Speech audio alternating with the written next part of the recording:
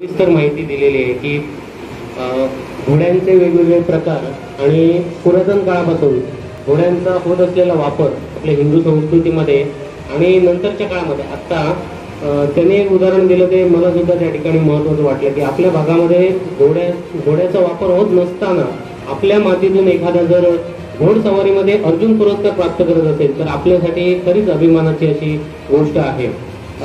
खेळामध्ये हा पुरस्कार दिला जातो।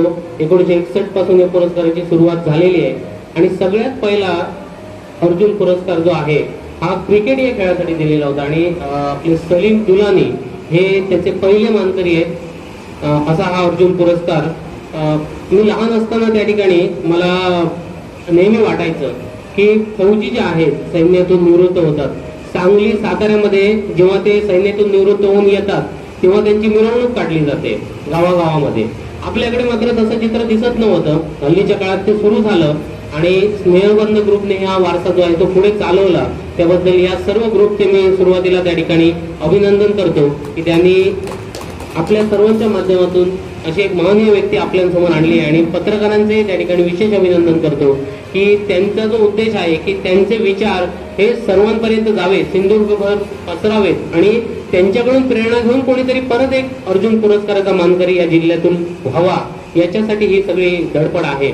खरं तर ईश्वर जो आहे तो प्रत्येक व्यक्तीला प्रतिभा देतो आणि प्रत्येकाची प्रतिभा वेगवेगळ्या गोष्टीमध्ये दिसते। आज आपल्यासोबत जे आहेत अजय सावंत यांची प्रतिभा त्या ठिकाणी घोडसवारीमध्ये दिसली। माझा पहिला प्रश्न त्यांना असा आहे की जेव्हा या पुरस्काराची अनाउन्समेंट झाली, घोषित झाला पुरस्कार, तेव्हा आपण नक्की कुठे होता आणि हा पुरस्कार आपल्याला मिळाला हे ऐकल्यावर आपल्या मनात पहिले विचार कोणते आले? सगळ्यात पहिली गोष्ट तर मी हे बोलू शकतो, या सगळे व्यासपीठावर ते ग्रुपचे जेवढे पण व्यक्ती लोक बसले आहेत त्यांचा मी खूप खूप आभारी आहे आणि या अवॉर्डला माझा जो मान दिला आहे आणि तुम्ही सन्मान दिला आहे आणि वेळ काढून या कोरोनाच्या काळात माझा आभार करायला मी दोन्ही हात जोडून नमस्कार करतो।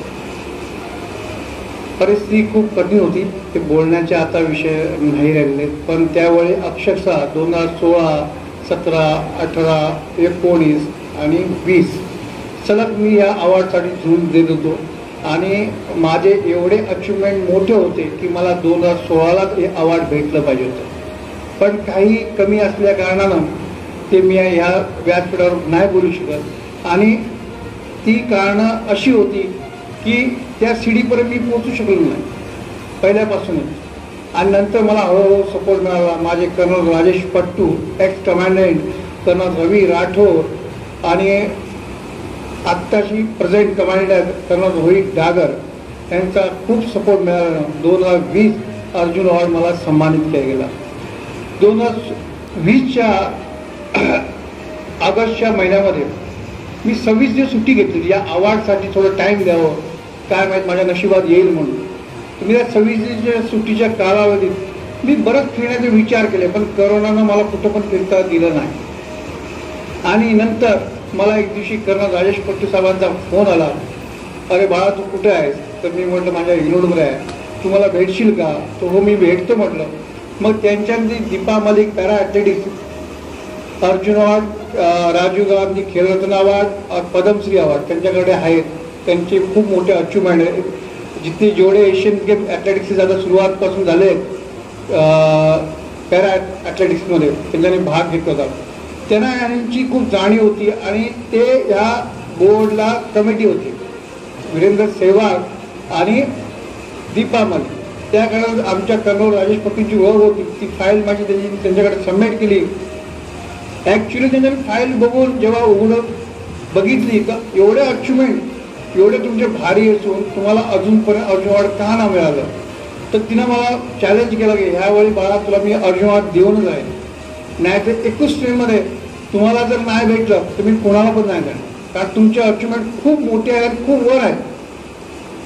जर 2016मध्ये मला अर्जुन अवॉर्डशी सन्मानित केलं असतं तर आज 2020मध्ये राजीव गांधी खेलरत्न अवॉर्ड मिळाला असता, असा त्यांचा विषय होता। पण चला टाइम ते गेलं आणि मला अर्जुन अवॉर्डशी सन्मानित केला।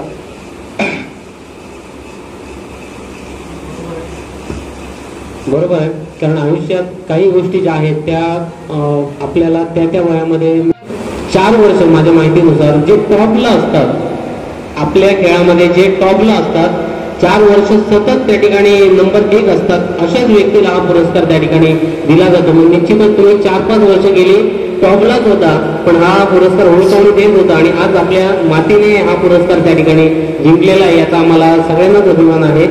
आपलं बालपण त्या ठिकाणी कसं गेलं आणि आपली शाळा कोणती? माझा नशीबच चांगलं म्हणा की माझी जन्मतारीख जी आहे ती 26 जानेवारी 1975 आहे, म्हणून त्या तिरंगाशी काहीतरी माझं नातं जुळलेलं आहे. आणि मला जन्मत ठीक आहे, आई वडिलांनी मला जन्म देऊन पुढचं जे शिक्षण असते ते एक साधारण ग्रामीण भागातली शाळा, मराठी आणि इंग्लिश स्कूल या शाळेत माझं 5वीपर्यंत शाळा शिक्षण झालं. नंतर मला वडिलांना असं वाटलं अरे इथं ठेवून तर काय उपयोग नाही, गावाकडे मुलं मला माझे शिक्षण घेऊन ग्रॅज्युएट होऊन बऱ्याच ठिकाणी करतो, पण आपल्याला एक लाईन वडिलांचे विचार वेगळे होते की यांना सैन्य दलात दाखल करायचं आपल्या मुलाला. ती आई वडिलांची इच्छा होती. मग MLI centre Maratha light infantry या ठिकाणी बॉईज हॉस्टेल त्यावेळेस खोललं होतं नवीन, त्या हॉस्टेलमध्ये माझा दाखला केला त्यांच्यानी. त्याच्यातलं माझी 6वी ते 10वीपर्यंत माझं शिक्षण तिथं झालं बघा. 10वी त्याचं शिक्षण पार पडलं तर वडिलांनी म्हटलं मला की चल मला पुण्यात जाऊ आपण, तिथं आपल्या वॅकन्सी वगैरे खाली असतात, तुला आर्मी दाखवतो मी. त्याच्याने आर्मी दाखवली. तिथं पण भरतीला जेव्हा रनिंग असते तेव्हा मी सगळ्यात पहिल्याच टाइमलाच होतो. तिथून मी पाठीमाग कधी वळून बघितलंच नाही. आणि अशा ठिकाणी माझी एंट्री झाली की त्या क्षेत्रातलं मला काय माहितीच नव्हतं. मी भरती झालो. इथून त्यावेळेस मुंबई साईडने गाड्या होत्या, गणगोर एक्सप्रेस म्हणून नावाची एक्सप्रेस होती, त्या गाडीत मला वडिलांनी बसवलं आणि राजस्थानची पहाडी ती वाळवंट वगैरे पार करत मी जयपूरला पोहोचलो. आणि एक देशामध्ये एकच आपलं एक इनूड आहे, घुडसवारी इनूड 61 कॅव्हलरी, जी घुडसवारीची इनूड आहे आणि हा सन्मान अजून कुठल्या इनूडला मिळालाच नाहीये. आणि ह्याच्यामध्ये घुडसवारी म्हटल्यावर तर प्रत्येक गोष्टी येतात, सारखी ट्रेनिंगच येत नाही, त्यांचं मेंटेनन्स पण येते घोड्यांचं, पुन्हा गेम्स येतात, एशियन गेम्स आहेत, ऑलिम्पिक गेम्स आहेत. पण या दृष्टिकोनात मला काय या विषयीचं मला काय माहितीच नव्हतं. ज्या दिवशी मी जयपूरला पोहोचलो त्यावेळी मला इथून ट्रेनिंगमध्ये जेव्हा माझं पदार्पण झालं, सकाळी अगदी मॉर्निंगला मी उठलो होतो, मला अरे सकाळी लोकच बघायला मी रायडर बसून घोड्यात चाल आपल्या एक्सरसाइजला जात होतो. तर माझ्या डोळ्यात प्रश्न पडला असा मी घोड्यावर कसा बसणार, पुढचं माझं भविष्य काय, मी कशा प्रकारे आलो इथं, माझा ट्रेड कुठला आहे, मला हे काहीच माहिती नाही. तर एक आपले सातारा जिल्ह्यातले हिम्मतराव माने म्हणून एक उस्ताद होते, माझे टीचर होते. मी सारखा जाऊन अलमारीच्या पाठीमध्ये दडून बसून लढायचो. अरे मी चुकीच्या जागी आलो, वडिलांना फोन लावायचं त्यावेळी लँडलाईनचे फोन, कॉईन घालायचं किंवा बोलायचं ते सिस्टम चालायची नव्हतं, एवढा वेळ नव्हता. मग ते माने साहेबांनी मला समजवलं की बाळा रडू नको, तुझ्यासारखी मराठी वेळ अजून खूप आहेत, तुझी उद्यापासून आम्ही PT परेड गेम स्टार्ट होणार, तुझं किट तयार कर. किट तयार केलं, सकाळी मॉर्निंगला PT करून आलो. दुसऱ्या तिसऱ्या दिवशी आम्हाला डायरेक्ट घोड्यावर बसलो. घोड्यावर बसल्यावर तुम्हाला माहितीच आहे डायरेक्ट कोण घोड्यावर पहिली बात गोष्ट बसत नाही, पण मला बसवलं त्या दिवशी. तर आमची ट्रेनिंग स्टार्ट होती. ट्रेनिंग चालू झाली, 6 महिने निघून गेले. आमचे टुवाय साहेब, YK सिंग साहेब ते एनडे खडकवासला पोस्टिंगमध्ये होते, तिथून ते आमच्या युनिटमध्ये आले आणि ट्रेनिंग बघतोय 6 महिन्यात जी मुलं माझ्यात पहिली शिकत होती त्यांच्या पुढे मी निघून गेलो. तो वेळ काय मला कळालंच नाही. आणि मला एवढा इंटरेस्ट वाटलं की अरे या घोड्यामध्ये काहीतरी आहेच, म्हणून ही युनिट आज उभी आहे. तुम्हाला पाठीमागे माहित आहे नरेंद्र मोदी साहेब प्रधानमंत्री आपले हायपा विजयवर पुष्पांजली चढवण्यासाठी इस्रायलला गेले होते. आता हायपा विजय म्हणजे काय, ते इस्रायल सेनावर तुर्की सेनाने आक्रमण केलं होतं. त्यावेळी आमची त्यावेळी युनिट तिथं 400 माणसं जाऊन इस्रायल सेनाला बचाव करून तुर्की सेनाला काढून तिथे काय हायपा म्हणून पहाडी तयार केली. आज त्याचा 23 सितंबरला आमचा रेजिमेंट कोविड असं मनवलं होतं त्या वर्षीला. नंतर असेच माझं ट्रेनिंग चालू राहिली. ट्रेनिंग बोलता बोलता बोलता समोर नॅशनल गेमवाले मी पासिंग आउट झालो. 1996 मध्ये मला माने साहेब पुन्हा भेटले, म्हटलं बाळ इंड्रन्सची गेम आहे 120 किलोमीटरची, तू करणार का? आता इंड्रन्स गेम 120 किलोमीटर म्हणजे त्याला 6 महिने पहिली तयारी करावं लागतं, पहिला आपलं वेट कमी करावं लागतं. मात्र 38 किलो वेट कमी करून मी इंड्रन्सला स्टार्ट केलं, कारण त्याच्यावरची काठी लावतात आणि रायडरचं वेट असं पूर्ण 80 किलो झालं पाहिजे ब्लँकेट पकडून. तर मी सगळ्यात कमी वजनाचा माणूस त्या रायडरमध्ये पार्टिसिपेट केलं आणि माझ्या संघ जी खेळाडू होते त्यांच्या वस्तू काढल्या गेल्या, जे घोड्यावर एक्स्ट्रा सामान लावलं होतं ना ती वस्तू काढून घेतात. मी फक्त एकच माणूस होतो की परफेक्टली वेट माझं क्लिअर झालं. मी एंट्रन्स केलं, प्रत्येक 25 किलोमीटरचा होल्ड होता.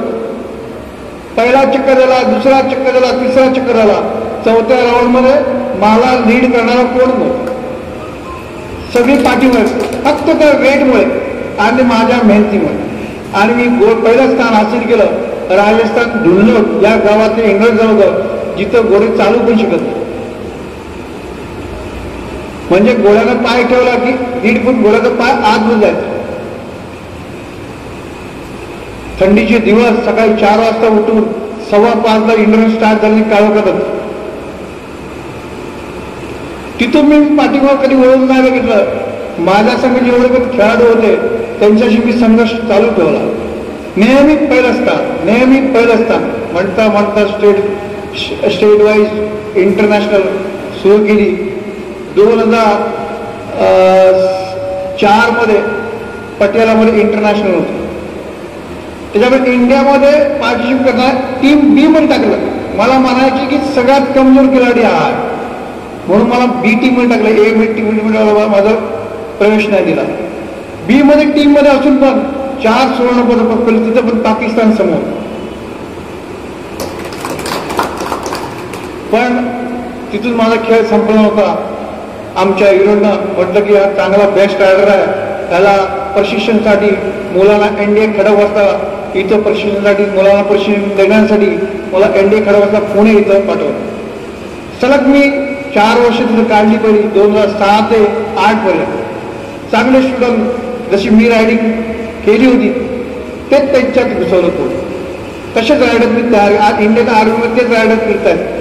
कोण एशियन गेमला खेळतो, कोण इंटरनॅशनल खेळतो, चांगल्या लेवलचे गेम खेळायला. 2008 नंतर 8 ते 9 मी जयपूरला गेलो. पुन्हा 10 मध्ये माझी पोस्टिंग पुन्हा एनडीए खडकवासला पडली. कारण एनडीएचे जे कमांड होते आमच्या शिवची रिक्वेस्ट करायची की यार उस लड़के को भेजो, वो लड़का बहुत अच्छा है, बहुत अच्छी ट्रेनिंग होता. पुन्हा माझ्या सीओनं उचललं, मला एनडीए खडकवासला पाठवलं. पुन्हा ट्रेनिंग त्याची स्टार्ट केली. 2014 पर्यंत मी त्यांना ट्रेनिंग देऊन जयपूरला गेलो. जयपूरला मला पोस्टिंग पाठवलं दिल्लीमध्ये. दिल्लीमध्ये परिस्थिती खूप कठीण आहे, कारण थंडी एवढी जास्त की एवढ्या घोड्यांना आम्ही व्यायाम करू शकत नाही. त्या कालावधीत पण मी सकाळी पहाटे 3-3:30 वाजता उठून आपले सकाळी 2 घोडे, दुपारी 2 घोडे आणि संध्याकाळी 2च्या पहिलं, कारण 4च्या नंतर थंडी जास्त वाढते, असा सराव केला. तेवढ्यात EFIचा जसा तुमचा क्रिकेटचा ICC आमचं फेडरेशन आहे EFI, इक्विलिशन फेडरेशन ऑफ इंडिया, तेवढ्यात त्याचं लेटर वाचलं की नॅशनल गेम समोर आलेलं आहे. आणि ते आहे नोएडामध्ये, इंडियाची माननीय सिटी. त्या सिटीमध्ये गेम होते, पण मला 1 महिना अगोदर सराव करायला टाइम नव्हता. तरी पण मी माझ्या टाइम काढून सराव केला आणि मी नोएडा सिटीमध्ये गेलो. माझ्या टीम संघ मी घेऊन गेलो. सगळी लोक म्हणायचे अरे सावंत तो आहे पण पहिल्यासारखा गेम तिचा नाही. पण माझी जिद्द होती की नाही, हे सगळ्या लोकांचे विचार चुकीचे आहेत, आपल्या पहिला स्थान पुन्हा हासिल करायचं आहे. तर सलग 8 वर्ष मी बाहेर राहिला, कारण मला जेवढं काय शिकलो होतं सगळं लगभग 60% माझ्या याच्या डोक्यातून गायब झालं. नोएडा युनिव्हर्सिटी भरलेलं स्टेडियम, कॉलेजचे जेवढे युनिव्हर्सिटीचे जेवढे कॉलेजची मुलं आहेत, शाळेची मुलं आहेत, ती स्टेडियम एवढं भरलं आहे. मी क्रिकेटचं स्टेडियम असं बघितलं नाही. नॅशनलमध्ये मी 7 पदकं पटकून मी इंडियन टीमचा कॅप्टन बनलो. आणि 8 दिवसात बाहेरच्या टीमांचं पदार्पण व्हायचं. Australia, Egypt, Oman, Sudan, south Africa, Kazakhstan या टीमात टोटल 14 अशा टीमा होत्या. इंडियाची टीम पकडून 14 होती. आता इंटरनॅशनल आणि एशियन म्हटल्यावर सगळ्यांचे डोके थोडंसं माइंड डिस्टर्ब होतेच, कारण समोर पाकिस्तान टीम आहेच. गेम सुरुवात झाली पहिल्याच दिवशी सुडानची टीम आली माझ्याजवळ, कारण सुडानवाला टीम मला माहिती होतं का हाच इंडियाचा एकच प्लेअर आहे, होम ग्राउंड आहे आणि हाच चॅलेंज करू शकतो मला. ती सारखी येऊन मला डिस्टर्ब करायची, तरी पण मी हार नाही मानली आणि मी ते चॅलेंज केलं. बेस्ट स्ट्रॅटेजी ट्रॉफी उचलली आणि इंडियन टीमला 9 मेडल दिले. पुन्हा टीमचा राऊंड होता, त्याच्यामध्ये पण सेम तसं पाकिस्तान, इंडिया, UAE आणि Kazakhstan. First, second, third, fourth. जेव्हा आमची टीम जायची पहिल्या राऊंडला तर पाकिस्तान लोक ओरडायची, टॉर्चर करायचे, जसे क्रिकेटमध्ये असतं ना त्या पद्धतीनेच. पण मी घाबरलो ना, माझं टार्गेट आणि लक्ष दुसरीकडे होतं. मला इंडियाचा झेंडा फडकवायचा तिथं, माझी जीत होती आणि मी माझे फुल पॉईंट करून इंडियाला टॉप पोझिशनवर आणलं. आणि तिथली कॉलेजचे स्टुडंट होते ना माझ्या ईदला साईडनं पूर्ण भारतीय तिरंगा वगैरे खेळायचे मुलं आणि येऊन मला उचलून घेतलं. तो एक सगळ्यात मोठा अनुभव होता माझा, की मला त्याबद्दल खूप गर्वाची गोष्ट आहे की मी तो झेंडा आपल्या महाराष्ट्रातून आपल्या काही दिवसांनी गेम व्हायचे आणि तो ती परिस्थिती महाराष्ट्रात यायची असा माझे विचार होते. सेकंडली गोष्ट, मी 2016 मध्ये वर्ल्ड कप होतो इजिप्त कायरो सिटीमध्ये, त्याचे क्वालिफाय राहून UAEला झालं. UAEला सेम UAE, पाकिस्तान, इंडिया आणि ऑस्ट्रेलिया पूल B मध्ये आम्ही होतो. तिथे पण माझी 5 मेडल सलग राहिली आणि इंडियाला टॉप ग्रेडिंगला आणून ठेवलं. त्याच्यामध्ये पाकिस्तान आउट झाली, ऑस्ट्रेलिया आउट झाली, UAE आणि इंडिया क्वालिफाय झाली. आम्ही तिथून फरारी भरली इजिप्त कायरो सिटी. तिथे पण माझे 3 गोल्ड, इंडिव्हिज्युअल गोल्ड, 2 टीमचे गोल्ड. मी विचार केला, अरे हे तर इथं संपलं, पुन्हा इंडियामध्ये आलं. शेडिंग असं बघितलं. नॅशनलमध्ये मी 7 पदकं पटकून मी इंडियन टीमचा कॅप्टन बनलो आणि 8 दिवसात बाहेरच्या टीमांचं पदार्पण व्हायचं. Australia, Egypt, Oman, Sudan, south Africa, Kazakhstan या टीमात टोटल 14 अशा टीमा होत्या. इंडियाची टीम पकडून 14 होती. आता इंटरनॅशनल आणि एशियन म्हटल्यावर सगळ्यांचे डोके थोडंसं माइंड डिस्टर्ब होतेच, कारण समोर पाकिस्तान टीम आहेच. गेम सुरुवात झाली पहिल्याच दिवशी सुडानची टीम आली माझ्याजवळ, कारण सुडानवाला टीम मला माहिती होतं का हाच इंडियाचा एकच प्लेअर आहे, होम ग्राउंड आहे आणि हाच चॅलेंज करू शकतो मला. ती सारखी येऊन मला डिस्टर्ब करायची, तरी पण मी हार नाही मानली आणि मी ते चॅलेंज केलं. बेस्ट स्ट्रॅटेजी ट्रॉफी उचलली आणि इंडियन टीमला 9 मेडल दिले. पुन्हा टीमचा राऊंड होता, त्याच्यामध्ये पण सेम तसं पाकिस्तान, इंडिया, UAE आणि Kazakhstan. First, second, third, fourth. जेव्हा आमची टीम जायची पहिल्या राऊंडला तर पाकिस्तान लोक ओरडायची, टॉर्चर करायचे, जसे क्रिकेटमध्ये असतं ना त्या पद्धतीनेच. पण मी घाबरलो नाही, माझं टार्गेट आणि लक्ष दुसरीकडे होतं. मला इंडियाचा झेंडा फडकवायचा तिथं, माझी जीत होती आणि मी माझे फुल पॉईंट करून इंडियाला टॉप पोझिशनवर आणलं. आणि तिथली कॉलेजचे स्टुडंट होते ना माझ्या ईदला साईडनं पूर्ण भारतीय तिरंगा वगैरे खेळायचे मुलं आणि येऊन मला उचलून घेतलं. तो एक सगळ्यात मोठा अनुभव होता माझा, की मला त्याबद्दल खूप गर्वाची गोष्ट आहे की मी तो झेंडा आपल्या महाराष्ट्रातून आपल्या काही दिवसांनी गेम व्हायची आणि तो ती परिस्थिती महाराष्ट्रात यायची असा माझे विचार होते. सेकंडली गोष्ट, मी 2016 मध्ये वर्ल्ड कप होतो इजिप्त कायरो सिटीमध्ये, त्याचे क्वालिफाय राहून UAEला झालं. UAEला सेम UAE, पाकिस्तान, इंडिया आणि ऑस्ट्रेलिया पूल B मध्ये आम्ही होतो. तिथे पण माझी 5 मेडल सलग राहिली आणि इंडियाला टॉप ग्रेडिंगला आणून ठेवलं. त्याच्यामध्ये पाकिस्तान आउट झाली, ऑस्ट्रेलिया आउट झाली, UAE आणि इंडिया क्वालिफाय झाली. आम्ही तिथून फरारी भरली इजिप्त कायरो सिटी. तिथे पण माझे तिन्ही गोल्ड, इंडिव्हिज्युअल गोल्ड, 2 टीमचे गोल्ड. मी विचार केला, अरे हे तर इथं संपलं. पुन्हा इंडियामध्ये आलं, त्या सीडीपर्यंत मी पोहोचू शकलो नाही पहिल्यापासूनच. आणि नंतर मला हळूहळू सपोर्ट मिळाला. माझे colonel Rajesh Pattu, ex commandant, colonel Ravi Rathod आणि आत्ताशी present commandant colonel Rohit Dagar यांचा खूप सपोर्ट मिळाला. 2020 अर्जुन अवॉर्ड मला सन्मानित केला गेला. 2020च्या ऑगस्टच्या महिन्यामध्ये मी 26 दिवस सुट्टी घेतली. या अवॉर्डसाठी थोडं टाईम द्यावं, काय माहीत माझ्या नशिबात येईल म्हणून. मी या 26 दिवसाच्या सुट्टीच्या कालावधीत मी बरंच फिरण्याचे विचार केले, पण करोनानं मला कुठं पण फिरता दिलं नाही. आणि नंतर मला एक दिवशी कर्नल राजेश पट्टू साहेबांचा फोन आला, अरे बाळा तू कुठे आहेस? तर मी म्हटलं माझ्या इंग्लंडमध्ये आहे, तू मला भेटशील का? तो हो मी भेटतो म्हटलं. मग त्यांच्यामध्ये Deepa Malik para athletics, Arjun award, Rajiv Gandhi Khel Ratna award, Padma Shri award त्यांच्याकडे आहेत. त्यांचे खूप मोठे अचिव्हमेंट आहे. जितके जेवढे एशियन गेम ॲथलेटिक्सचे आता सुरुवातपासून झाले पॅरा ॲथलेटिक्समध्ये त्यांच्यानी भाग घेतला होता. त्यांना यांची खूप जाणीव होती आणि ते या बोर्डला कमिटी होती. वीरेंद्र सेहवाग आणि दीपा मलिक, त्याकडे आमच्या कर्नल राजेश पट्टूंची ओळख होती. ती फाईल माझी त्यांच्याकडे सबमिट केली. ॲक्च्युली त्यांनी फाईल बघून जेव्हा उघडून बघितली तर एवढे अचिव्हमेंट, एवढे तुमचे भारी असून तुम्हाला अजूनपर्यंत अर्जुन अवॉर्ड का ना मिळालं. तर तिनं मला चॅलेंज केलं की ह्यावेळी बाळा तुला मी अर्जुन अवॉर्ड देऊनच आहे, नाही तर 21 ट्रेनमध्ये तुम्हाला जर नाही भेटलं तर मी कोणाला पण नाही देणार, कारण तुमचे अचिव्हमेंट खूप मोठे आहेत, खूप वर आहेत.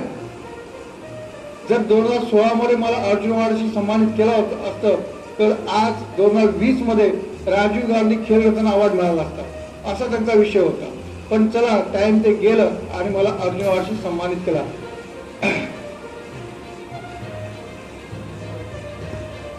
बरोबर आहे, कारण आयुष्यात काही गोष्टी ज्या आहेत त्या आपल्याला त्या वयामध्ये खेळ राहिलो. पुन्हा नॅशनल गेम समोर आले आणि 3rd वर्ल्ड कप आले.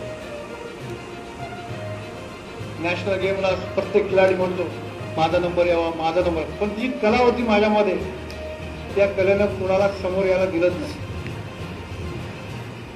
मी पुन्हा चॅम्पियन बोललो नॅशनल, 300 माणसामध्ये टॉप आलो. पुन्हा एकदा 3रा वर्ल्ड कप खेळण्याचा मला टाइम आला. मी ऑस्ट्रेलियाला गेलो, तिथं 5 पदकं मिळाली मला.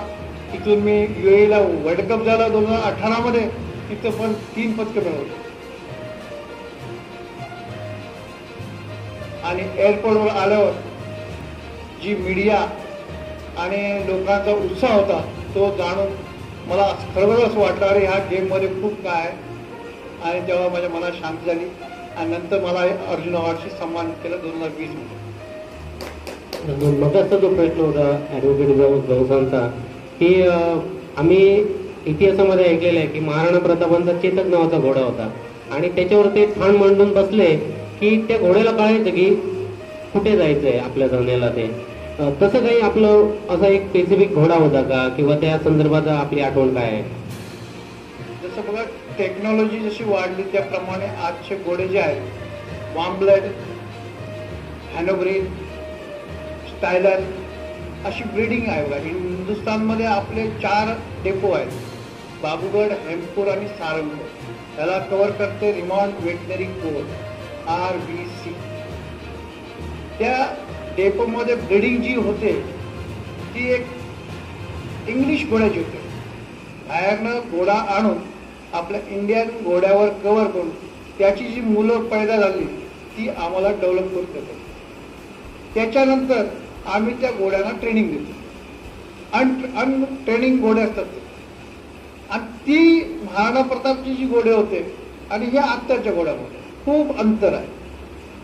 ते घोडे समजदार होते, हे घोडे समजदार नाही. त्यांना आपली समज त्यांच्या डोक्यात घालवं. आपण जे ट्रेन केलं तेवढंच शिकतात, त्याच्याशिवाय फालतू काही करू शकत नाही. युद्धामध्ये याचा वापर होतो का? हा युद्धमध्ये होतो जो माझा गेम आहे जो टेंट पॅकिंग, त्याचंच एक उदाहरण आहे आमचा गेम. पूर्वीच्या काळात दुश्मनानं टेंट कुठं लावला, टेंट घोड्यावर भाला घेऊन त्यांची जी पॅक असते तिथं टेंटला उभं केलं जातं, त्या पॅकला उचलून घेऊन जायची आणि त्यांचा टेंट ध्वस्त करायचा. ह्यालाच म्हणतात टेंट पॅकिंग. त्याच्यावरूनच हा एक गेम चालू केला इंडिया. आज वर्ल्ड रँकिंग मध्ये 14 स्थान. हळूहळू स्थान पुढे चालत संपत आहे.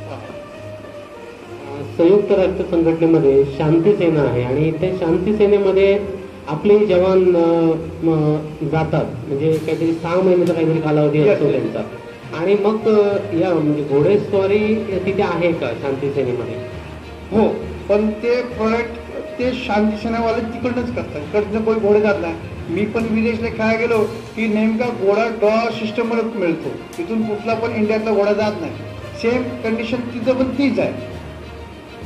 ब्रीडिंग तिकडच्या लोकांची होती, तिथलं वातावरण काय त्याप्रमाणे डेव्हलप केला घोडा तिथेच मिळणार. इंडियातून कुठला घोडा जात नाही. Okay okay. भारताचं प्रतिनिधित्व आपण कोणकोणत्या देशात केलेलं आहे? मी South Africa, Australia, Sudan, Egypt, UAE, Malaysia, Singapore.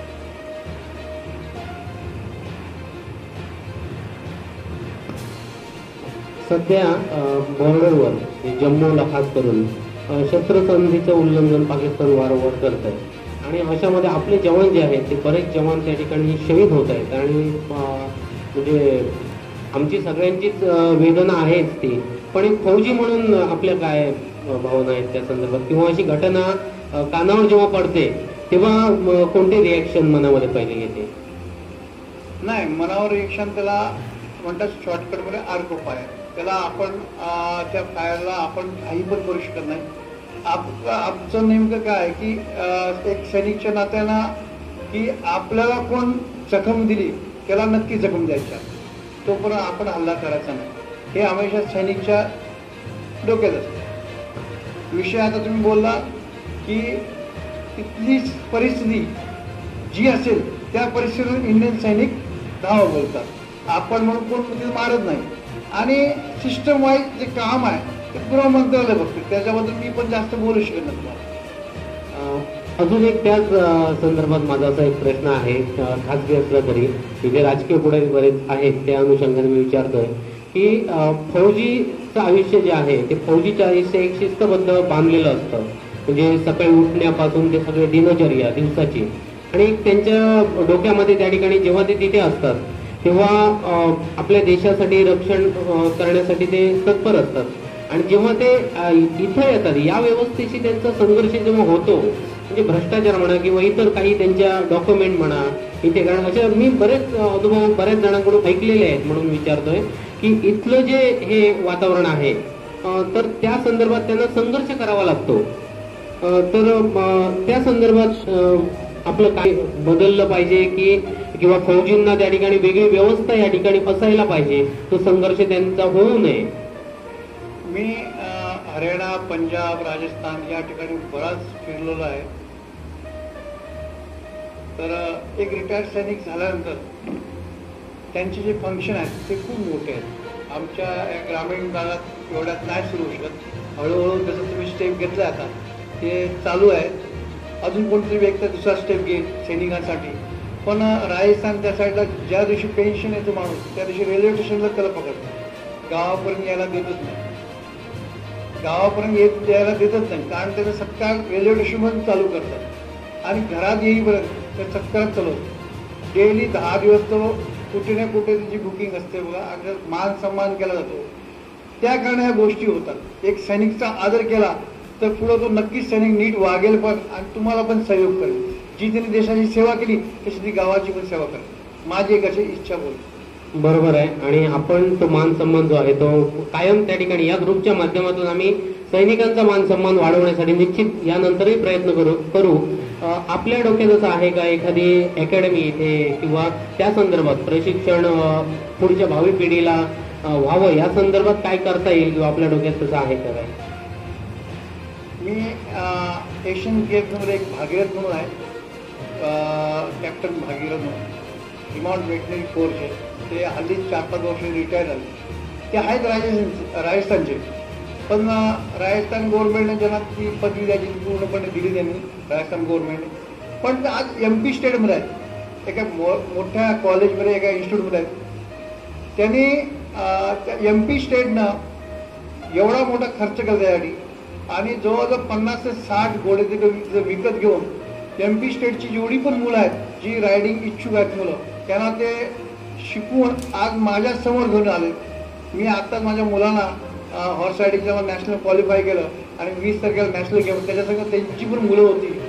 त्यांचं एवढं प्रोग्रेस जबरदस्त झालं आहे 4 वर्षात, की पुढच्या येणाऱ्या भविष्यात ती कुठल्या पण स्टेटच्या मुलाला टक्कर देऊ शकतात. तर माझी एकच इच्छा आहे की मी माझी 2 वर्षाची सर्व्हिस आहे का, मी पुढचं तर काय बोलू शकत नाही, कारण माझं पुढचं पण प्रमोशन कॅप्टन गवर साहेब त्यांना माहिती आहे आर्मीची परिस्थिती काय असते. ते जेवढं मला आतापर्यंत भेटलं ते माझ्या मेहनतीने भेटलं. आता पुढचे जे स्टेप आहेत ते इंडियन आर्मीची स्टेप आहेत, ते मला आवड बघून त्यांना द्यावं लागेल. पण मी नाही असं म्हणत की मी बनणार या मला त्या जरुरी आहे आणि मी चॅलेंज त्या गोष्टीला करणार. माझं जे फील्ड वेगळं आहे, आणि आज तुमच्या या मंचवर बसलं हे पण माझं फील्ड नाही.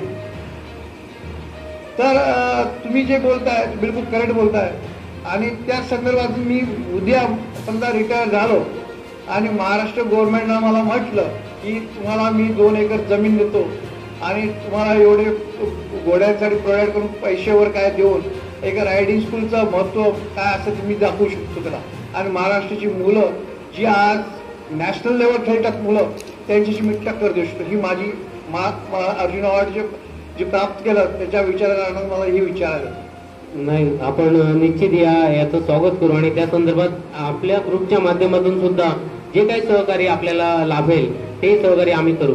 पुढचा माझा असा एक प्रश्न आहे की मी आपल्याबद्दल जेव्हा माहिती घेतली तेव्हा मला असं जाणवलं, म्हणजे इतरांनाही सांगायला मला ते आवडेल, की एक अर्जुन पुरस्कार मिळवलेला व्यक्ती एवढा त्या ठिकाणी त्याचे म्हणजे आपल्याला साहजिक आपण जेव्हा या व्यवस्थेमध्ये आहोत, छोटासा पुरस्कार मिळाला, आपलं नाव झालं की आपण खूप हवेमध्ये असतो किंवा आपण आपल्याला मीची बाधा थोडीशी होते. पण तसं या व्यक्तिमत्वात काही नाहीये. तर उदाहरण असं की माझा मित्र त्यांच्या शेजारी राहतो सचिन गवस म्हणून, मी त्याला सहज फोन केलेला काल, विचारलं की असं असं साहेब आलेले आहेत, काय तुझा संवाद झाला का. तर तो म्हणाला पहिल्यांदा जेव्हा त्यांना अर्जुन पुरस्कार मिळाला आम्ही टीव्हीवर बघत होतो, आणि अजय अनंत सावंत असं जेव्हा नाव घेतलं तेव्हा आमचं सुद्धा छाती जी आहे की आमच्या बाजूला राहणाऱ्या व्यक्तीला अर्जुन पुरस्कार मिळाला, आमची सुद्धा छाती आणि त्यांच्यासोबत आमचीही छाती अभिमानाने भरलेली होती.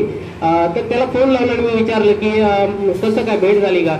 तर तो एकच वाक्य म्हणाला, आणि ते खूप मोठं त्या ठिकाणी यांच्याबद्दल मला सांगावंसं वाटतं, की तो असं म्हणाला की अर्जुन पुरस्कार मिळाल्यानंतर ते घरी आले आणि मग आमच्या मनात कुठेतरी शंका होती, आता एवढा मोठा माणूस झालाय कसं काय त्या ठिकाणी आपण बोलावं. पण स्वतःहून त्यांनी, म्हणजे त्यांचा जो पूर्वी स्वभाव होता, स्वतःहून त्यांनी सचिन काय करतो, आई बाबा कसे आहेत अशी चौकशी केली. म्हणजे माणूस पण जे आहे ते माणूस पण तुमच्यामध्ये कायम त्या ठिकाणी टिकून राहिलेला आहे. म्हणजे आज दिसायला माणूस आहे पण आज माणूस कीच नाहीये. ही जी हरवलेली करुणेची की आहे ती आपल्यामध्ये दिसते. हे कुठून आलं आपल्यामध्ये, म्हणजे एवढं सगळं मिळवून सुद्धा आपले पाय जमिनीवर आहेत, आणि जे इतरांनाही त्या ठिकाणी आदर्शवत आहे, आम्हाला सुद्धा, आम्ही सुद्धा तुमच्याकडून त्या गोष्टी घेणार आहोत. हे कुठून आलं आपल्यामध्ये, ही लीनता, ही नम्रता, हा स्थायी भाव कुठून आला. महत्वाची गोष्ट म्हणजे मी जेव्हा धुळे जिल्ह्यात होतो ना तेव्हा मला बरेच लोकांची कॉल आले, तुम्ही साहेब कुठं पोहोचला, दोडामार्ग तालुक्यात कधी येणार. तर माझी एकच इच्छा होती, सगळ्यात पहिले मी आईला भेटायचं. कारण या करोनाच्या काळात 17 महिने झाले होते मला आईला भेटून. मी 2 वेळा तिकीट काढलं होतं, आणि या करोनाच्यामुळे माझी दोन्ही तिकीट कॅन्सल झाली. विथ परिवार येणार होतो मी, पण तिकीट कॅन्सल झाल्या कारणाने मी येऊ शकलो नाही, म्हणून मला हे 17 महिने लागले. आणि मी धुळे जिल्ह्यात असता मला फोन बरं झाले, तर त्यांना मी उलटी सुलटी लाईन बोलून कट मारून पुढे निघालो की माझा पहिला सत्कार व्हावा तर माझ्या गावच्या हस्ते व्हावा. आणि नंतर मी जो पण व्यक्ती मिळेल त्याला टाइम देईन. लोकांनी मला बरंच प्रेस केलं की नाही तुम्ही आहे ते या, तुम्ही माझ्याकडे या, त्या शाळेत या किंवा त्या मंदिरमध्ये या. मी सगळ्यांना नाही म्हणून, मी पहिला माझा मनात विचार होता की माझ्या गावच्या हस्तेच माझा सत्कार व्हायचा. आणि आता साहेबांनी म्हटलं की हे असे तुमचे विचार तुमचं राहणं, तर सुरुवातीपासूनच माझा स्वभाव जो थंड आहे आणि मी कुणाशी असं भांडण नाही. शाळेत पण खूप मस्ती मारली, पण असं कधी डोक्यात विचार नाही आला की हा मित्र खराब आहे की हा भाऊ खराब आहे, आईनं मला असं का बोललं. नाही, ते तिथं सोडलं आणि पुढची वाट धरायची, पुढे निघून जायचं. समोरचा व्यक्ती आला, तो बोलायला बघतो माझ्याशी, मी पळून जाणं हे चुकीच्या गोष्टी आहेत. म्हणून मी नेहमी कुठं पण त्याला थांबून पक्का विचारायचं, अरे कसा आहेस तू. मला ते म्हटलं बरोबर आहे. मी करुणा सरांच्या शाळेच्या समोर जात होतो, मला सचिन तो माझ्या शेजारी भेटला होता. मी खिडकीची ग्लास खोलली, अरे मम्मी पप्पा कशा आहेत, बरे आहेत का रे. तो हो म्हटलं. भाऊ कुठे रे, तर हाय म्हटलं. मला ठीक आहे चांगलं. मी गाडी घेऊन स्टार्ट केलं आणि निघून गेलो. पण माझ्या ओळखी जिथेपर्यंत जेवढी माझी बॅचची किंवा पाठीमागची किंवा पुढची मुलं आत्ता पण भेटली, मी नक्की थांबून किंवा एकटा कोण मग गाडीतून चालत जात असेल तर त्याला ग्लासमध्ये खाली करून कुठं बेडशीट जायचं आहे, कुठं परम्यात वाटत कोण भेटत गाडीत बसून त्याला मी त्या ठिकाणी सोडतो. माझ्या अजून पण विचार तेच आहे आणि पुढे पण सहयोग करत आहे. बरोबर आहे. गोधूम म्हणतात चालला खेळ बाहुल्यांचा, कुठे रावतो ठाऊक हे सूत्रधार त्यांचा. येई बाहुली जाई बाहुली, कशाच आली कशाच गेली, कोण ठेवतो मेळ या आल्या गेल्यांचा. चालला खेळ बाहुल्यांचा. आणि आपला बाहुल्यांचा खेळ सतत चालू राहणार. पण आपल्याकडून ह्या गोष्टी बऱ्याच घेण्यासारख्या आहेत. जाता आता मी प्रश्न विचारेन की आजचे तरुण जे आहेत, इथल्या तरुणांची म्हणजे समस्या वेगळ्या आहेत, शहरी तरुणांच्या समस्या वेगळ्या आहेत. पण आपण आपल्या इथल्या तरुणांना तुम्ही काय सांगाल इथल्या तरुणांना? युवा पिढी आहे ती, त्याला सांगायचं म्हणजे जास्तीत जास्त मनपूर्वक असं आहे की त्यांनी स्वतःचा विचार स्वतः करावा. शाळा ही 12वी पर्यंत या ग्रॅज्युएटपर्यंत चालते, पण जो खेळासाठी जो विषय आहे नेमकाच त्याला त्या खेळासाठी कुठला पण खेळ असू दे त्याला टाइम द्यावाच लागला. चांगल्या बऱ्याच अकॅडमी आहेत, मोठी मोठी संस्था आहेत, त्या तिथं जाऊन त्याचा अनुभव घ्यायचा आणि खेळाला सुरुवात करायची. खेळाला सुरुवात केली म्हणजे हे नाही की खेळ झाला असं नाही. आपण नाही खेळू शिकलो तर आपला लहान भाऊ आहे, आपल्या गावातली मुलं आहेत, त्यांना सपोर्ट करायचं. मी पण तिथं आहे. जेव्हा नाही म्हटलं तर मी जेव्हा पहिला वर्ल्ड कप खेळला होता तर पण 10च मुलं होते. माझे भाऊ श्रीकांत उसपकर माझ्या सगळं येऊन गेले होते. त्यांचा ट्रेड होता, जो कलर होता त्या खेळामध्ये नव्हते, पण त्यांना सगळं ते माहिती होतं की माझा भाऊ मोठा भाऊ इथं काय करतो. मी नेहमी मला स्वतःला खेळण्यासाठी कधीच नाही केलं. मी वर्ल्ड कप खेळलो त्यावेळी 10 माणसं होती. दुसरं वर्ल्ड कप खेळलो तेव्हा 40 झाली आणि आज जेव्हा नॅशनल खेळायला गेलो तर 150 माणसं झाली. मग सगळ्या लोकांना कळून आलं की अरे ह्या गेम मध्ये पण काहीतरी गोष्ट आहे, म्हणून ती मुलं येतात. तसंच माझ्या गावच्या प्रेमानं मी म्हणतो की जेवढी पण युवा पिढी आहे, आज तिचं वय संपलं की 22 झालं 24 झालं असं नाही आहे, असं काही नाही आहे. तुझं संपलं पण बाकीचं नाही संपलं, त्याला सपोर्ट करायचा आणि त्याला पुढे आणायचं, ही एक माझी इच्छा आहे. धन्यवाद. आपण त्या ठिकाणी इथे वेळ काढलात आणि आपले अनमोल विचार जे आहेत ते आम्हाला सगळ्यांना ऐकवले. पाडगावकरांची एक शेवटची कवितेची 4 ओळी किंवा पाठीमागची किंवा पुढची मुलं आत्ता पण भेटली, तुम्ही नक्की थांबून किंवा एकटा कोण मग गाडीतून चालत जात असेल तर त्याला ग्लासमध्ये खाली करून कुठं बेडशीट जायचं आहे, कुठं परम्यात वाटत कोण भेटत गाडीत बसून त्याला मी त्या ठिकाणी सोडतो. माझ्या अजून पण विचार तेच आहेत आणि पुढे पण सहयोग करीत आहे.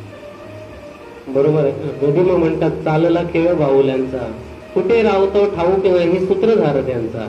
येई बाहुली जाई बाहुली, कशाच आली कशाच गेली, कोण ठेवतो मेळ या आल्या गेल्यांचा. चालला खेळ बाहुल्यांचा. आणि आपला बाहुल्यांचा खेळ सतत चालू राहणार. पण आपल्याकडून ह्या गोष्टी बऱ्याच घेण्यासारख्या आहेत. जाता आता मी प्रश्न विचारेन की आजचे तरुण जे आहेत, इथल्या तरुणांची म्हणजे समस्या वेगळ्या आहेत, शहरी तरुणांच्या समस्या वेगळ्या आहेत. पण आपण आपल्या इथल्या तरुणांना तुम्ही काय सांगाल इथल्या तरुणांना? युवा पिढी आहे ती, त्याला सांगायचं म्हणजे जास्तीत जास्त मनपूर्वक असं आहे की त्यांनी स्वतःचा विचार स्वतः करावा. शाळा ही 12वी पर्यंत या ग्रॅज्युएटपर्यंत चालते, पण जो खेळासाठी जो विषय आहे नेमकाच त्याला त्या खेळासाठी कुठला पण खेळ असू दे त्याला टाइम द्यावाच लागला. चांगल्या बऱ्याच अकॅडमी आहेत, मोठी मोठी संस्था आहेत, त्या तिथं जाऊन त्याचा अनुभव घ्यायचा आणि खेळाला सुरुवात करायची. खेळाला सुरुवात केली म्हणजे हे नाही की खेळ झाला असं नाही. आपण नाही खेळू शिकलो तर आपला लहान भाऊ आहे, आपल्या गावातली मुलं आहेत, त्यांना सपोर्ट करायचा. मी पण तिथं आहे. जेव्हा नाही म्हटलं तर मी जेव्हा पहिला वर्ल्ड कप खेळला होता तर फक्त 10च मुलं होती. माझे भाऊ श्रीकांत उसपकर माझ्यासकट येऊन मुलं होते. त्यांचा ट्रेड होता, जो कलर होता त्या खेळामध्ये नव्हते, पण त्यांना सगळं ते माहिती होतं की माझा भाऊ मोठा भाऊ इथं काय करतो. मी नेहमी मला स्वतःला खेळण्यासाठी कधीच नाही केलं. मी वर्ल्ड कप खेळलो त्यावेळी 10 माणसं होती. दुसरं वर्ल्ड कप खेळलो तेव्हा 40 झाली आणि आज जेव्हा नॅशनल खेळायला गेलो तर 150 माणसं झाली. मग सगळ्या लोकांना कळून आलं की अरे ह्या गेम मध्ये पण काहीतरी गोष्ट आहे, म्हणून ती मुलं येतात. तसंच माझ्या गावच्या प्रेमानं मी म्हणतो की जेवढी पण युवा पिढी आहे, आज त्याचं वय संपलं की 22 झालं 24 झालं असं नाही आहे, असं काही नाही आहे. तुझं संपलं पण बाकीचं नाही संपलं, त्याला सपोर्ट करायचा आणि त्याला पुढं आणायचं, ही एक माझी इच्छा आहे. धन्यवाद. आपण त्या ठिकाणी इथे वेळ काढलात आणि आपले अनमोल विचार जे आहेत ते आम्हाला सगळ्यांना ऐकवले. पाडगावकरांची एक शेवटची कवितेची 4